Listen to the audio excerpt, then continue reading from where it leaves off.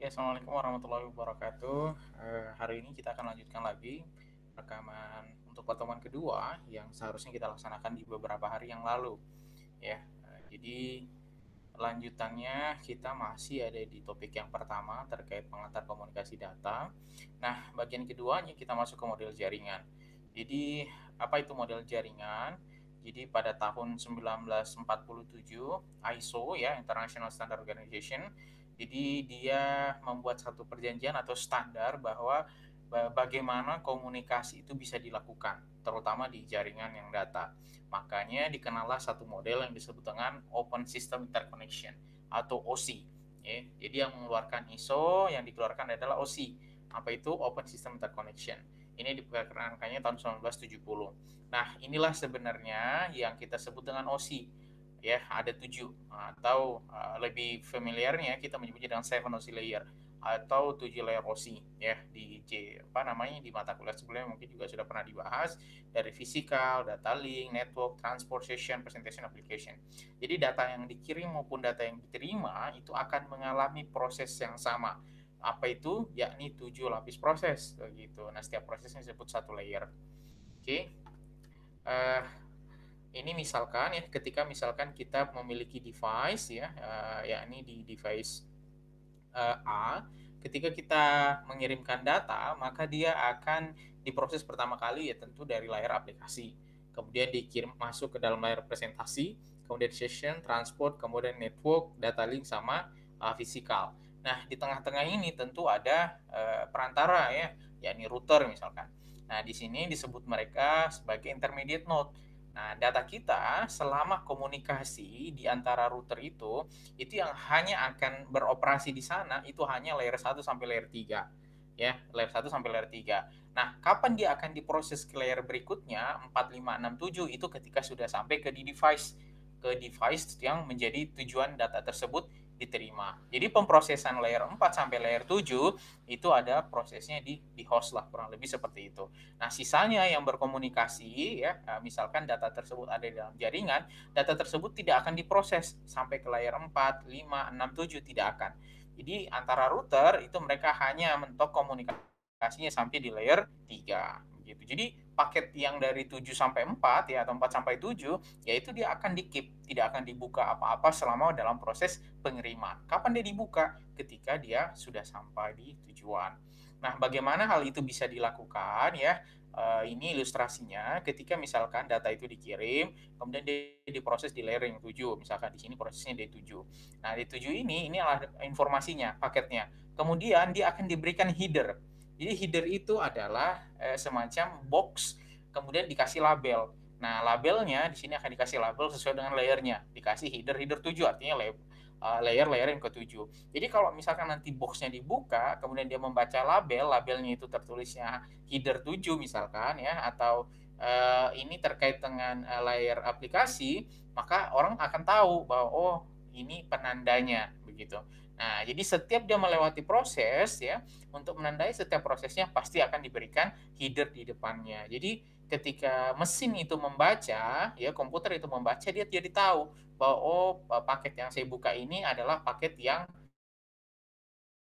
diprosesnya di layer 7. Oh, paket yang sedang saya buka ini adalah paket yang diprosesnya di layer 5 dan seterusnya. Ya. Kemudian sampai di paling bawah ya di physical layer, data kita itu dirubah menjadi binary-binary yang kemudian ditransmisikan ya atau physical layer. Ditransmisikan ya tergantung misalkan pakai optik atau pakai wireless atau misalkan pakai copper begitu ya tergantung pemrosesannya di sana, modulasinya itu di sana, analog itu digital outputnya di sana, semuanya di sana ya masuk ke transmisi medium dan begitupun proses sebaliknya. Jadi bertahap ya. Jadi dari yang binary-binary kemudian dirubah menjadi ke layer 2 digital. Nah, nanti ada penandanya. Header 2, T2, kemudian naik ke layer 3, layer 4 dan seterusnya. Nah, apa yang terjadi di physical layer ya? Di sini adalah keyword. Ini adalah keywordnya. Physical layer is responsible for movement of individual bits from one hop atau node to the next ya. Jadi tugasnya dia adalah melihat apa namanya memproses semua pergerakan binary-nya atau bitnya ya. Bit informasinya itu adanya di sana. Jadi dia akan mengkonversi jadi semua paket-paket digital dirubah menjadi bit Pada akhirnya bit-bit tersebut itu akan dikonversikan sesuai dengan medium fisik yang terimplementasi. Jadi kalau misalkan di laptop kita semua data-data yang kita kirim, video yang kita kirim, voice yang kita kirim, gambar yang kita kirim, pada akhirnya dirubah menjadi binary dan dikirim. Misalkan kita punya wireless LAN, itu menjadi gelombang elektromagnetik, itu tugasnya ada di physical layer, ya seperti itu. Nah kalau data link ya, kalau data link dia akan di atasnya, ya dia akan di atasnya. Apa yang dia lakukan? The data link layer is responsible for moving frame from one hop node to the next, ya. Jadi sepaket apa ya, serangkaian bit ya, serangkaian data itu dia formatnya disebutnya frame ketika dia ada di data link layer atau di layer yang kedua. Jadi sekelompok data kemudian ditandai dia sebagai satu frame, oke, berarti itu pemrosesannya sudah pemrosesan di layer 2 atau data link layer. Nah, kalau dari sisi atas berarti data yang digabung menjadi satu frame itu adalah data yang berasal dari network layer, artinya dari layer yang ketiga ya, kemudian diteruskan ke physical layer, ya kan? Nah, begitupun sebaliknya, kalau dari sisi yang menerima data, tugasnya tadi physical layer, dia akan mengkonversi misalkan dari binary-binary itu menjadi satu frame informasi atau data informasi, kemudian dia akan meneruskan frame tersebut kepada layer atasnya. Apa layer atasnya? Network layer. Ya, seperti itu. Nah, ini mungkin kurang lebih ilustrasinya ketika data tersebut dikirimkan. Taruhlah terdapat komunikasi dari PC A ke PC B ke PC F, misalkan seperti itu, dan di antara link komunikasinya itu terdapat beberapa router, ya misalnya router B, C, sama E atau intermediate system. Nah, jadi yang dilakukan ya ketika data tersebut dikirim antara satu hop dengan hop yang lain ya, misalkan ini hop to hop delivery, ini kita sebutnya satu hop nih, misalkan dari A ke B, B ke C, ini semuanya disebutnya dengan satu hop. Berarti ada berapa hop? Misalkan dari A sampai D jawabannya ada 3. A ke B satu hop, B ke C satu hop, C ke D satu hop, seperti itu. Nah, yang akan banyak komunikasi di sini itu adalah data link sama fisikal ya. Nah, ketika misalkan dikirim A ke D, maka yang akan berubah datanya, misalkan ya, A, physical layer yang ada di A sama data link di A, itu akan mengalamatkan ke B. Oke, nah ketika data tersebut sudah sampai di B, mau dia dikirim ke C, maka isi data link sama fisikalnya itu akan diupdate supaya sampai ke C. Oke, pengalamatannya. Kemudian di C paket tersebut ya, baik data linknya maupun physical layer itu akan diupdate lagi supaya dia sampai ke D, seperti itu ya. Begitupun proses sebaliknya. Nah, kalau network layer ya, network layer di sini dikatakan it is responsible for the delivery of individual packet from the source host to destination host ya. Jadi biasanya apa namanya, kita menyebutnya dengan pengalamatan IP berbasis IP address begitu. Jadi data yang berasal dari transport layer itu akan di-pack sama dia dalam satu paket ya. Kalau tadi kan frame nih, kalau di layer yang kedua. Nah, kalau di layer yang ketiga itu disebutnya dengan paket ya, ditandai dengan ada header yang menandai bahwa dia layer ketiga atau header yang ketiga. Kemudian dia akan di-pack beberapa paketnya menjadi satu frame di mana nanti di data link layer. Begitupun sebaliknya ya, nanti yang frame yang ada di data link layer nanti akan dipecah menjadi beberapa paket-paket. Paket-paketnya itu akan mengikuti di layer yang ketiga atau network layer. Kemudian dia akan diteruskan ke layer yang atas, yakni transport layer. Nah, apa yang dilakukan ya? Apa yang dilakukan? Nah, yang dilakukan kalau kalian perhatikan ya, perhatikan sini nada panahnya dari A itu sampai ke F. Jadi yang terjadi di network layer itu dia tidak pernah berubah. Jadi kalau tadi misalkan ya, kalau kita lihat perbandingannya di layer 2, lihat tanda panahnya itu berakhir di sini. Jadi destination-nya itu hop to hop. Jadi makanya di sini disebutnya dengan hop to hop delivery. Jadi A dikirim dulu ke B. Oke, nanti setelah dari B mau ke C, nanti data link sama fisikalnya itu harus diupdate. Jadi makanya tanda panahnya berakhirnya di B. Setelah itu ada tanda panah baru dari B ke E. Ya, seperti itu. Itu isi pengalamatannya. Itu isi pengalamatan yang ada di layer 2, ya. Nah, sedangkan pengalamatan di layer yang ketiga, dari awal isinya layer yang ketiga itu tidak berubah. Ya, apa yang tidak berubah yaitu data akhirnya. Kapan apa itu data akhirnya? Ya dari awal dia akan cari tahu misalkan data tersebut mau dikirimnya ke F, berarti jalur yang bawah begitu ya. maka source dan destination delivery-nya itu fix. Ya, jadi meskipun ada hop to hop delivery, ya, tapi selama data tersebut masih dalam hop to hop delivery, data tersebut tidak akan pernah berubah sampai betul-betul dia tiba di F. Jadi pengalamatan source-nya adalah A, destination-nya itu pasti adalah F. Kalau tadi di layer 2 dan layer 1, ya, atau data link, dia akan berubah pengalamatannya. A ke B dulu, B baru ke C dulu, C baru ke D. Begitu. Jadi pengalamatannya itu berganti, tergantung hop-hopnya. Sedangkan kalau pengalamatan di layer yang ketiga, ya itu dia tidak terupdate. Dia tidak terupdate di setiap hopnya. Ya, jadi dia fix pengalamatannya. Jadi source to destination delivery. Oke, nah kemudian ya kalau di kalau di transport layer atau layer keempat, it is responsible for delivery of a message from one process to another.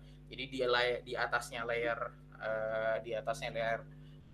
transport ya, maaf di atasnya layer network layer, maaf ya network layer.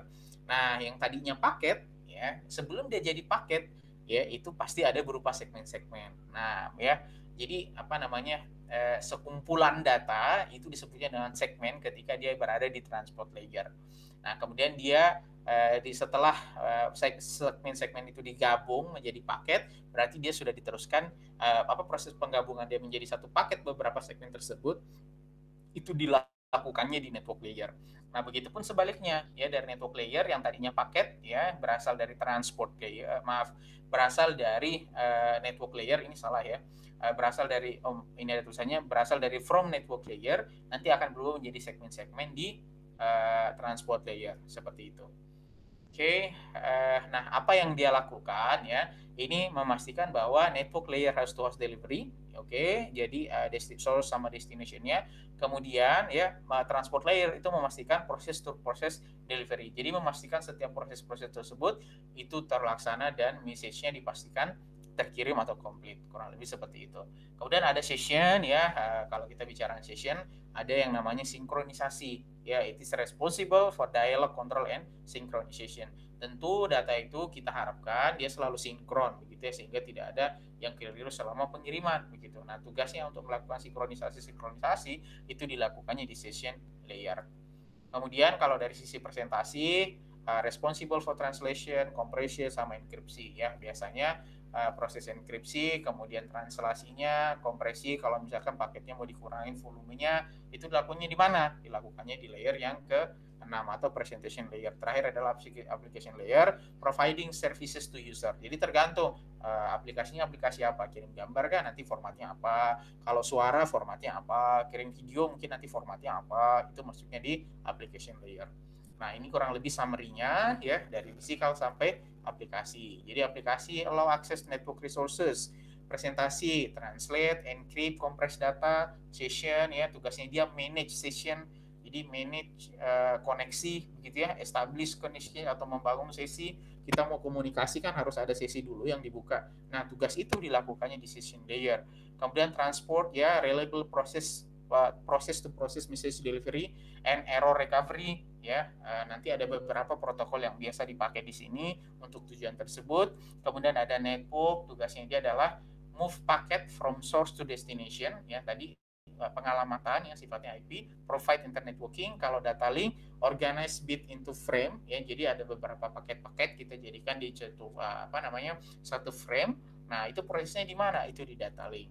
Nah pengalamatan yang terjadi di sini adalah pengalamatan yang sifatnya hop to hop delivery ya, jadi antara satu titik ke node berikutnya, itu pengalamatannya di data link. Kalau network itu bicaranya pengalamatan source sama destination-nya itu bukan hop delivery, tapi destination akhirnya di mana ya. Jadi yang akan masuk di sana IP address. Kemudian physical layer transmit bit over a medium ya, provide mechanical electrical specification. Jadi spek-spek yang sifatnya fisik begitu, standar-standar sifatnya fisik ya, mau itu bicaranya modulasinya apa multiple accessnya seperti apa, mediumnya pakai apa ya. Nanti dikonversinya ke situ itu adanya di physical layer. Oke, nah kemudian ada juga protokol suite lain disebutnya TCP/IP. Layer pada TCP/IP protokol suite tidak sama persis pada layer OC. pada dasarnya ada 4 ya, host to network, internet, transport, sama application. Namun saat dibandingkan dengan OSI, bisa dikatakan TCP/IP memiliki 5. Ini apa? Physical Data Link Network Transfer Application. Sederhananya seperti ini. Ya, jadi yang terjadi adalah jadi yang dibawa adalah protokolnya define underlying network atau host to network, yakni apa itu data link sama fisikal. Kemudian di sisi network atau internetnya ada IP di sana. Kemudian di sisi transportnya ada beberapa protokol HTTP, TCP sama UDP. Kemudian di sisi aplikasi ya itu kombinasi ya atau gabungan antara aplikasi, presentation sama session. Ya jadi tergantung nanti aplikasinya apa, portnya berapa ya, misalkan email atau FTP, file transfer protocol, HTTP, website dan sebagainya.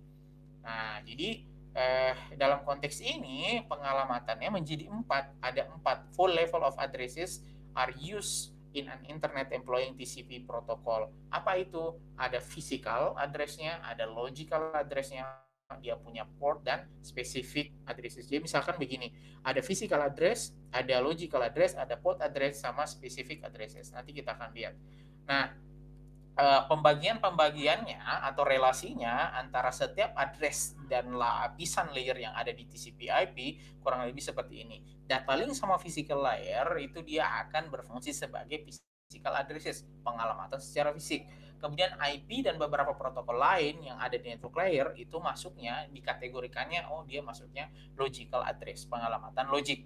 Kemudian kalau dari sisi transportnya apa, itu masuknya port addresses. Kalau pemrosesan atau application layernya itu masuknya specific addresses. Seperti itu. Ya, itu mungkin nanti kita akan coba lihat di beberapa contoh lainnya.